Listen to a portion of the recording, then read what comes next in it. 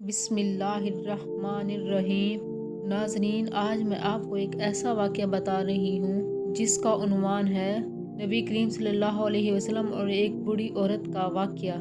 ذرا سوچیں، ایک عورت جس کی زندگی کا ہر لمحہ نبی کریم صلی اللہ علیہ وسلم کی مخالفت میں گزرا ہو، جو آپ صلی اللہ علیہ وسلم کو تکلیف دینے میں خوشی محسوس کرتی ہو، لیکن پھر ایک ایسا لمحہ آتا ہے کہ وہی عورت شرمندہ ہوتی ہے۔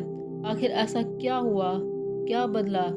کون سا لمحہ اس کے دل میں انقلاب لے آیا؟ یہ ایک ایسا خوبصورت واقعہ سناتے ہیں جو دلوں کو نرم کر دے گا اور محبت رسول صلی اللہ علیہ وسلم کو مزید بڑھائے گا۔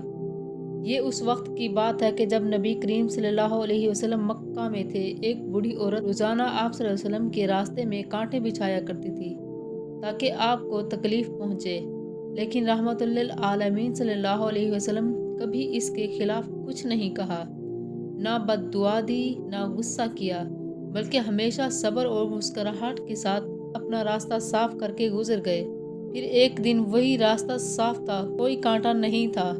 ایک دن نبی کریم صلی اللہ علیہ وسلم اس گلی سے گزرے تو حیران ہوئے، آج عورت نے کچھ نہیں پھینکا۔ تو آپ صلی اللہ علیہ وسلم کو تشویش ہوئی اور سوچا شاید وہ بیمار ہو۔ آپ صلی اللہ علیہ وسلم اس کے دروازے پر گئے، اندر جانے کی اجازت مانگی۔ جب آپ صلی اللہ علیہ وسلم اندر پہنچے تو کیا دیکھتے ہیں، وہ واقعی بیمار تھی۔ نبی کریم نے انہیں نرمی سے ان کی تیمارداری کی، ان کو پانی پلایا اور ان کا حال پوچھا۔ تو بوڑھی عورت حیران ہوئی، جس شخص کو وہ روزانہ تکلیف پہنچاتی تھی وہ آج اس کی دیکھ بھال کرنے آیا ہے۔ تو اس کے دل میں نبی کریم صلی اللہ علیہ وسلم کی محبت جاگ اٹھی۔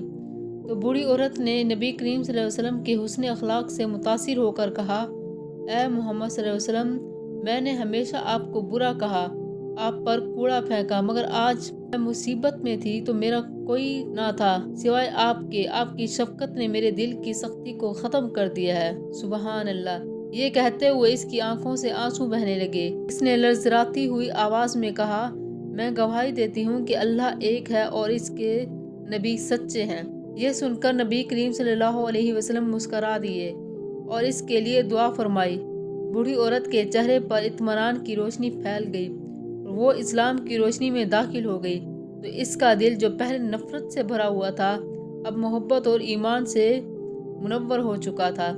تو یہ واقعہ ہمیں یہ سکھاتا ہے کہ صبر اور محبت، اچھے اخلاق سب سے بڑی دعوت دین ہیں جو سخت دلوں کو بھی نرم کر دیتے ہیں۔ اللہ